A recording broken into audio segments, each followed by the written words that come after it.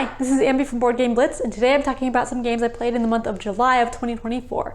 I log all my plays using the app BG Stats, which links to the website boardgamegeek.com.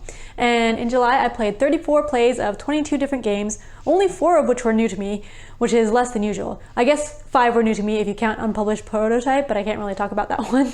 So 4 new to me games and a lot of games that I'd already played before. So first up, a couple of review copies I played that I will be talking about on the podcast. There's Adventure Party, the role-playing party game, which is like an RPG in a party game. And then The Light in the Mist, which I had talked about before, but I finished it. This is an escape room type puzzle game in a tarot card deck. And so I will be talking about both of those on future episodes of the podcast. And then I guess the only new to me game that wasn't a children's game is River of Gold, which is a new hotness. It actually came out at Gen Con this year. I played it earlier because one of my friends works at Office Dog Games, which is the publisher.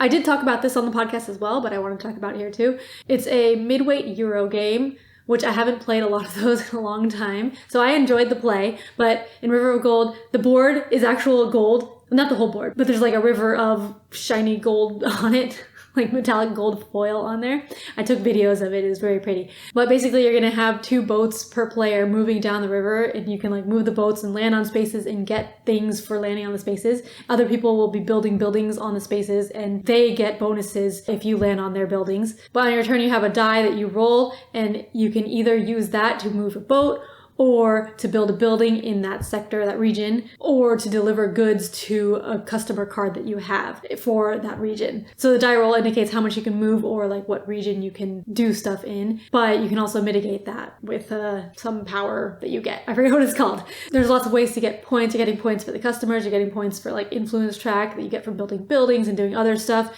There's these like masteries that you're going for. You're trying to get them first in order to get more points. Like you want to be the first to deliver to 3 different customers or something like that. So there's lots of different ways to get points, and you're getting points throughout the game, and then there's also end game bonuses. So it's one of those where there's like a lot of different things you can do to get points, and I enjoyed that and it worked well. And I played in like exactly an hour, I think, for our play. So that was a nice like quicker game, I guess. I haven't played many like long games in a while though. A not new to me game that I played was Trio. I had played this at Dice Tower West and mentioned it briefly, I think in my recap video, but it's a card game where the deck has the numbers, I think 1 through 12 and 3 of each, and you're trying to get 3 of a kind. You're trying to get the 3 sevens or like 3 things that add up to 7 or subtract to 7, like the 2 and the 5. If you have 3 of the 2, 3 of the 5, then you win because that adds up to 7. But it's kind of like a memory game because on your turn you're asking someone to reveal their lowest or highest card, and then someone else reveal their lowest or highest card. And in the single player game, there's also cards in the middle that you can flip over. And so you're trying to do that, and if they match, then you get it. But if they don't match, then you flip it back over. So we played the team variant, which is there's partners, so there's teams of 2, and after a team gets a match or like the 3 of a kind, then the other teams can trade with their partner. So you can trade a card with your partner, and so like if someone has revealed that you had a 6 as your highest card or something, then you can trade it to your partner, and then they won't be able to get it from you anymore. So it's kind of like a twist on the memory thing. You kind of remember which team had it, but you're not sure which person on that team had it because they could have switched it away. So I thought that was a pretty interesting twist on the game. All right, and then we got 2 new children's games that my kid actually picked out himself. So my kids actually did their first cull of their children's games this month, and we got rid of I think 5 of their older games that they hadn't played in a while, and I told them like if they get rid of the games then we can get a new game for them because we have so many children's games.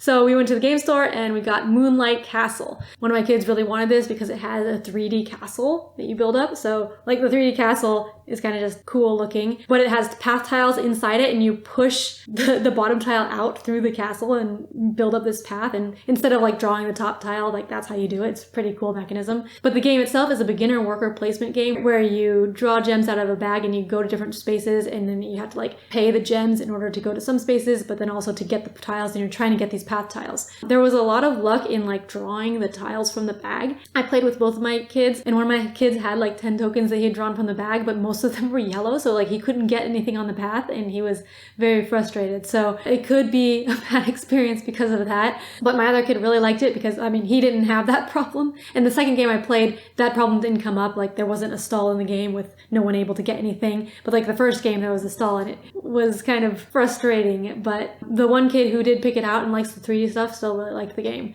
And then another game is called Johnny the School Pirate's Cove, which we got on Amazon. And I didn't realize it was a board game until I looked it up on Board Game Geek, and it is apparently. But this is a projection shooting game.